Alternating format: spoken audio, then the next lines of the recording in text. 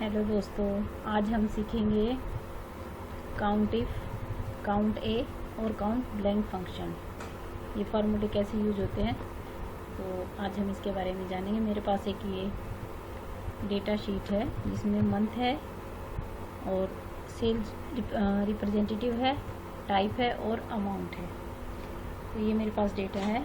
तो सबसे पहले जो काउंट ए फंक्शन होता है वो उसके ज़रिए हम हमारे पास ये जितनी भी सेल में डेटा है ये सारा काउंट करेंगे।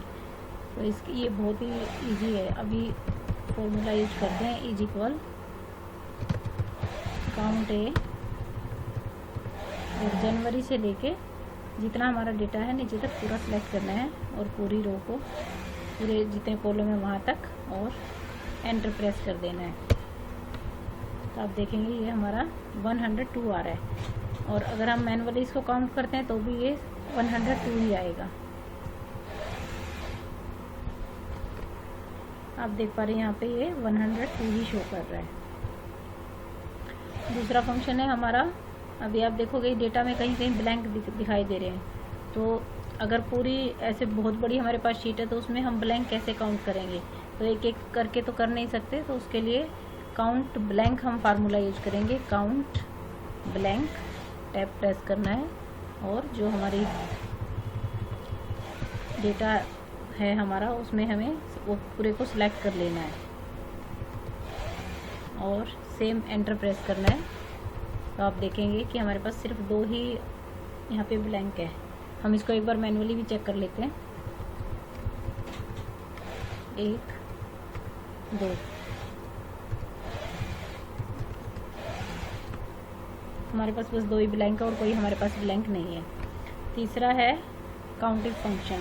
तो काउंटिंग फंक्शन से हम क्या करेंगे, अभी कुछ भी हमें जो टेक्स्ट हमारे पास है अगर उसको काउंट करना होता है कि वो कितना है रो वाइज या कॉलम वाइज, तो उस केस में हम काउंटिंग फंक्शन यूज करते हैं। तो मान के चले हमारे पास इसी कॉलम में कुछ जो हमने ये लिखे हुए हैं डेटा न्यू है या एग्जिस्टिंग है, तो हम न्यू को जैसे काउंट करना है तो उसके लिए यूज़ करेंगे काउंट इफ्स, और इस कॉलम को पूरे को सिलेक्ट कर लेना है,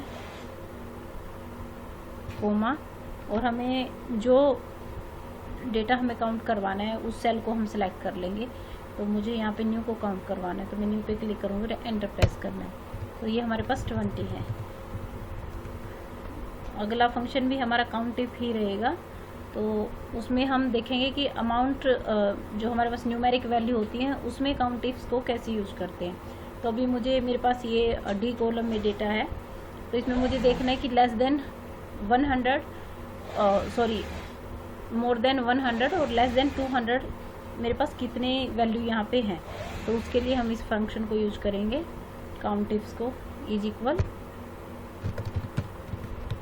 काउंट इफ्स, कॉलम सेलेक्ट करना है, कोमा।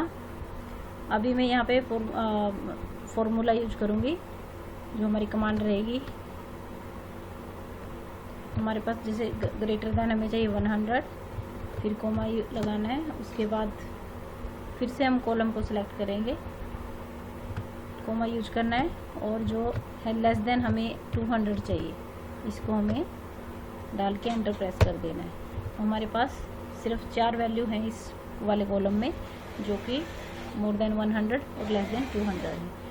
और अभी मान के चलिए कि ये वाली डेटा में हमें स्पेसिफिकली किसी पर्सन का और किसी मंथ का हमें जो है कोई भी, ये किसी भी वैल्यू के लिए यूज हो सकता है कि हमें मोर देन 500 या मोर देन 100 जो अमाउंट सेल हुई हो वो बता दे किसी स्पेसिफिकली पर्सन के लिए। तो ये इसको हम बोल सकते हैं कि मल्टीपल क्राइटेरिया के लिए काउंट इफ कैसे यूज करते हैं।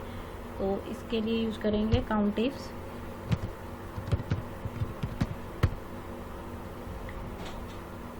ये मैंने कॉलम सेलेक्ट किया और यहाँ पे मुझे जनवरी का चाहिए, जनवरी मंथ का, और मुझे चाहिए सेल्स जो रिप्रेजेंटेटिव रहेगा मैं उसको रखना चाहूँगी कैली को।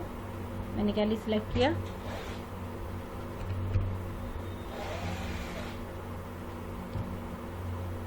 कैली। उसके बाद उसके बाद हमें कितनी अमाउंट से ऊपर हमें ये चाहिए उस कॉलम को सिलेक्ट करना है और कोमा लगा के अभी मुझे चाहिए 1000 से ऊपर जो है।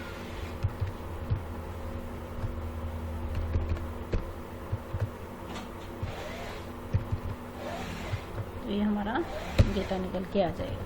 तो बहुत ही सिंपल है, अगर आपको किसी को नोट डाउन करना है तो आप इसको नोट डाउन भी कर सकते हैं फंक्शंस को। ये काउंट ए है, काउंट ब्लैंक, काउंट इफ्स जो है सिंगल क्राइटेरिया के लिए, काउंट इफ्स 2 क्राइटेरिया के लिए और काउंट इफ्स मल्टीपल क्राइटेरिया के लिए।